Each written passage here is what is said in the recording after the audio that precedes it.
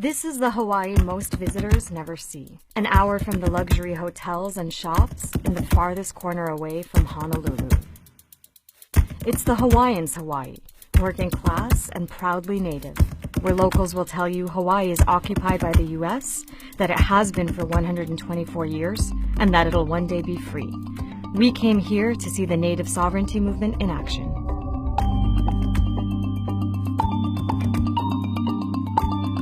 We are driving through Waimanalo, which is a stronghold of the sovereignty movement here in Hawaii, and we're headed to a village in the hills that was established by a sovereignty group called the Nation of Hawaii. The village is called Refuge of Waimanalo, with a population of roughly 80.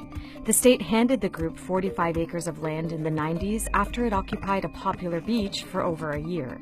Bumpy Kanahele is the group's leader and head of the village. Do you have your own passport here in the Nation of Hawaii? We have things ready to print out for the passports. Can I apply for one? They are banning Muslims in the U.S. We're taking in citizenship applications now, so any of you disgruntled Americans want to come on by, come to Hawaii, come visit us in Oahu, and we'll be more than happy to accommodate you. You gotta learn about us, though, our history.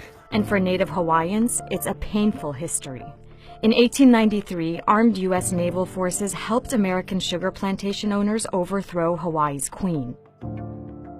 The provisional government that was set up after ceded Hawaii's sovereignty to the U.S. Then it embarked on a campaign to squash native culture.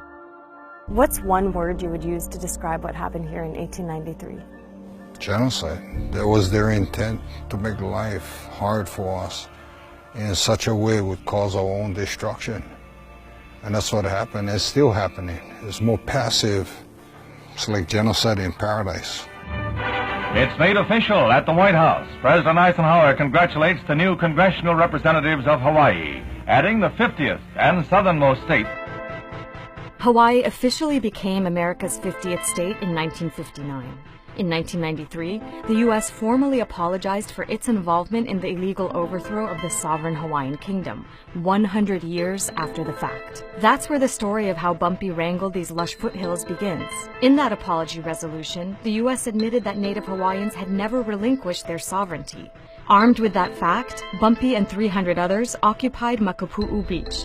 They set up tents and blocked the area for 15 months. Hawaii's governor asked Bumpy to end the occupation in exchange for a 55-year lease on this land. Part of the agreement was that if and when a sovereign Hawaiian nation is established, this land would become part of it.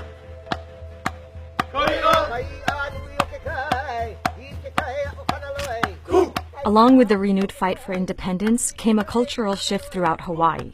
Native Hawaiians began reclaiming traditions that were once actively suppressed. That meant teaching youth language and dance, getting traditional tattoos using ancient techniques, and fostering traditional farming and food making. But in reality, not much has changed. Everyone we talked to during our week there repeatedly stressed that Hawaii continues to be occupied illegally. Military complex gave us our complex. PTSD, post-traumatic syndrome. 124 years have gone, but we are still here, standing strong. At a gathering of musicians and activists in Honolulu, the inherited pain was palpable. Y'all come from very deep hurt. A crime has been committed, still being committed. That is part of our struggle to maintain rights, but more importantly, what are those rights rooted in?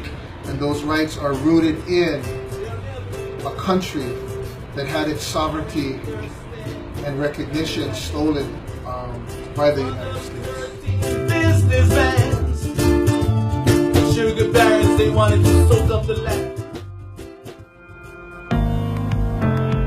Bumpy sees his village as a model for self-determination, but for now, it's still partially on the grid. The village runs off 200 amp boxes with houses sharing power. Nobody can have a hot stove going, like one of those hot plates, Yeah. or a blow dryer. They gotta watch all of that. It's everybody's in the same house. Because you guys are off the grid. Yeah. So what does it mean for running water? We're currently working on getting water from the mountains. Brandon is Bumpy's nephew and one of the village leaders. We're not politicians, we're not lawyers, we're not these highly schooled individuals. We're just Hawaiians exercising our rights over here. 20-year-old Pilipo was born and raised here. Yeah, going to school, I'd have to leave here. Had to go to school, had to get an education because that's the required law. I could have been homeschooled, but I'd rather go out, make friends. When people ask you, where do you live, what do you say? People ask me where I live, I tell them I live in Puanua, Waimanalo, or we just call it Sovereignty. You call this place Sovereignty? Yeah. For some Native Hawaiians on the outside, sovereignty movements like Bumpy's are beyond symbolic. They have a real impact. Overall, you need those type of people. If we don't shake up things, Hawaiian language would have never been approved to be taught as a foreign language. We wouldn't have Native Hawaiian agencies to provide us with better health and wellness and nutrition education. So we fought for a lot to receive a lot. What's your message to Americans in the United States who might not know much about Hawaii's history or what you're doing here? I don't know if I want to talk to the people of America. They like battling with each other right now, right? And so all I can say is we've been there. You know, we've been there, America. And we still have a lot to settle with the United States. It's not done.